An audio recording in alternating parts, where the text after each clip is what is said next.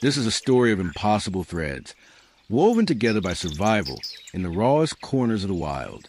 He was known as Kale, once the undisputed king of these vast, golden grasslands. His roar used to rattle the windows of distant villages. But time is the ultimate predator.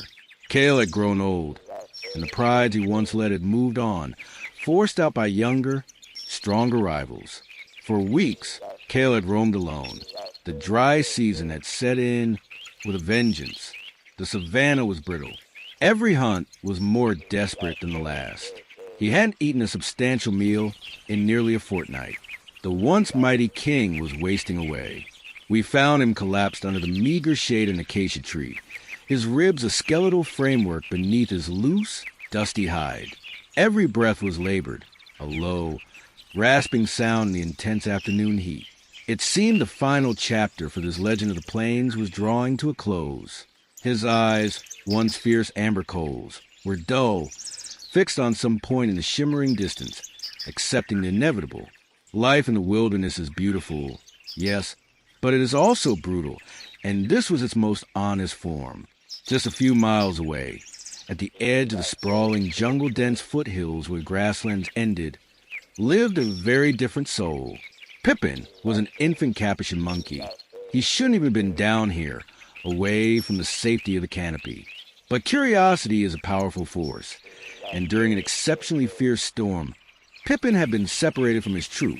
Now, he was completely alone, navigationally challenged in an environment teeming with dangers he didn't understand. Capuchins are incredibly intelligent animals. They've even been observed using tools to crack nuts, a rare sign of cognitive sophistication in the animal kingdom. But Pippin was just a baby, and his cleverness wasn't enough to guide him back to the heights. He clung to a scrub brush, his large, fearful eyes scanning the unfamiliar ground, his small hands trembling. Every snap of a twig or gust of wind made him startle.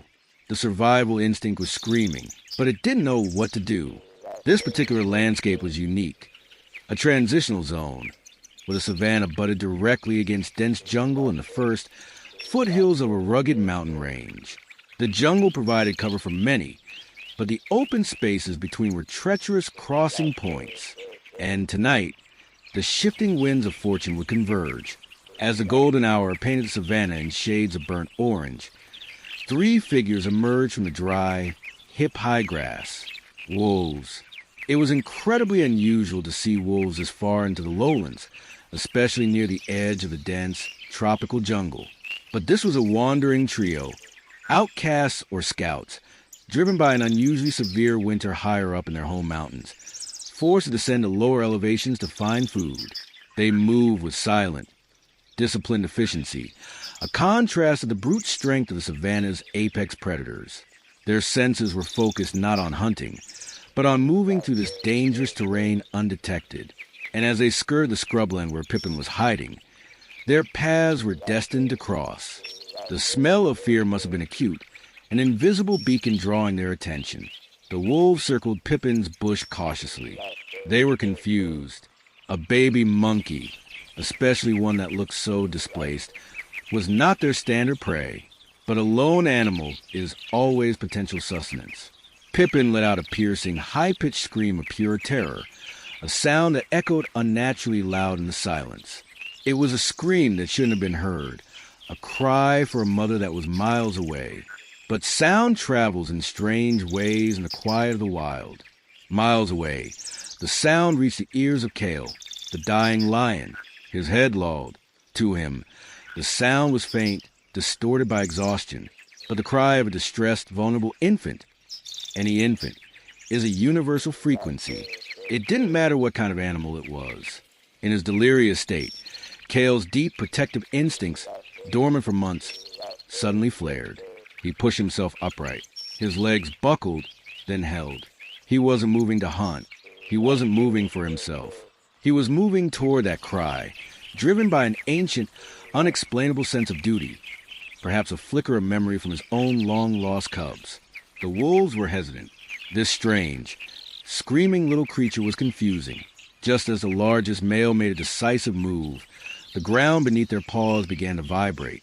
From the dry brush, Kale appeared. He didn't look like a lion anymore. He looked like a phantom, gaunt and shadowed by the approaching night. His roar, when it came, was not the deafening thunder of his youth, but a rasping, desperate growl that nevertheless vibrated with the authority of who he used to be. The wolves froze, their instincts warring. A lion, even a dying, starving lion, is still a force of nature that is respected by reputation.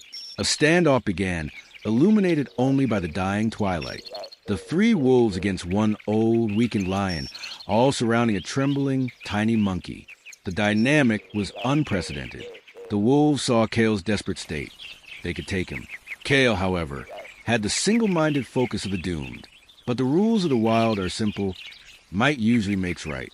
The wolves prepared to rush him, circling, utilizing their pack numbers to exploit Kale's slow movement. One wolf lunged, not at Kale, but in a test maneuver. Kale, though slow, swiped, the massive claws still terrifyingly sharp. The standoff was on a knife edge. This is where the true heart of this incredible story emerges. Pippin, the baby capuchin, was petrified, but he saw the danger Kale faced. Capuchins are not just tool users. They are deeply empathetic and social animals. In an astounding act of instinct that transcended species, Pippin stopped screaming. He looked at Kale's gaunt ribs, and then he looked toward the dense jungle scrub he'd been so afraid to enter. In a moment of sheer courage, Pippin leapt from his bush, but he didn't run away. He scrambled backward toward the lion, then deliberately made eye contact, pointing his tiny hand toward the tangled vegetation. He was inviting him. He was showing him the way out. For a moment, all was still. Kale saw the tiny creature's gesture.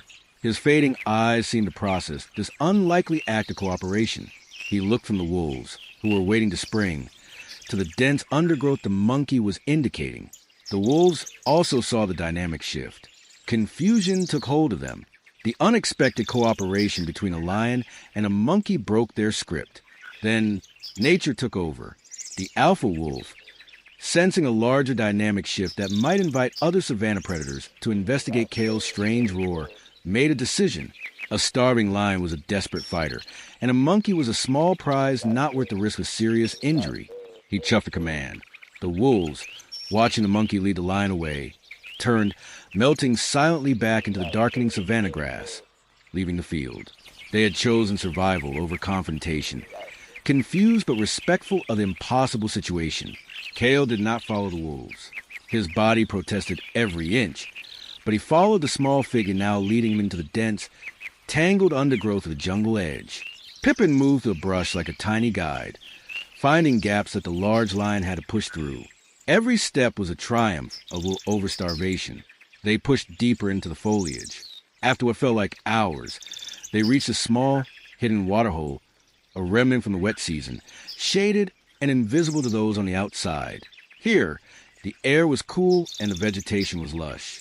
Pippin, with an innate knowledge that only a forest-born animal could have, pointed Kale toward specific large, green fruit lying near the water's edge. Fruits that were too hard for Kale's worn teeth to crack, but full of life-saving nutrients. It was a food Kale would have never found, never considered. Kale collapsed by the water's edge, his massive bulk crushing the ferns. His long, black tongue eagerly lapped up the cool liquid. Pippin sat on a nearby branch, watching. He was not afraid of this giant predator now. They had faced death together. It would take weeks, but in that secluded sanctuary, an incredible alliance was forged. Pippin found food, cracking the tough shells with stones, a natural capuchin behavior, then sharing the sweet pulp with Kale. Kale's strength slowly returned. In return, the sheer presence of the recovering lion kept all other smaller predators, the jaguars and hyenas, at a respectful distance, inadvertently protecting the baby monkey who should have never survived. This was not the standard dynamic of a lion pack or a monkey troop. It was a companionship born of mutual salvation. Weeks later, the sky above the grasslands finally broke. The much-needed rains arrived. The savanna turned from yellow to vibrant green almost overnight. Life surged back. Our cameras found them one last time. Kale was standing at the edge of the renewed savanna, his body filled out, his coat glossier, looking out over the territory he would perhaps one day reclaim. As we watched, The tiny figure of Pippin scrambled onto the giant lion's back. He sat there comfortably, groomed Kale's renewed mane for just a moment before Kale gave a low huff, no longer a gasp of death, but a soft sound of connection. This image defied everything we understood about natural order. But then, isn't that the most profound lesson the wild can teach us? That when survival itself is on the line, the most extraordinary connections can blossom in the harshest places, reminding us that empathy and cooperation are as fundamental to life as a hunt.